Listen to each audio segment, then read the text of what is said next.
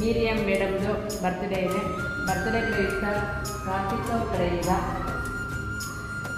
ಇದನ್ನು ನಮಗೆ ತಲುಪೋ ಹಾಗೆ ಈ ರಾತ್ರಿ ಭೋಜನವನ್ನು ಆಯೋಜನೆ ಮಾಡಿದ್ದಾರೆ.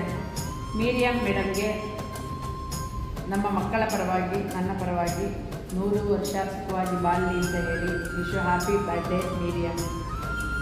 100 ವರ್ಷ ಸುಖವಾಗಿ ಬಾಳಿ, ದೇವರು ಆಯಸ್ಸು, ಆರೋಗ್ಯ, ಭಾಗ್ಯ ಎಲ್ಲವನ್ನೂ ಕೊಟ್ಟು ನಿಮಗೆ ಕಾಪಾಡ್ತೀನಿ. Wish happy birthday. ಅವ್ರಿಗೆ ನಮ್ಮ ಮಕ್ಕಳ ಕಡೆಯಿಂದ ವಿಶೇಷನ ನೀಡಿಸೋಣ. ವೀವ್ಸ್ ಮಾಡೋ ಥರ ಮಾಡ್ತೀರಾ?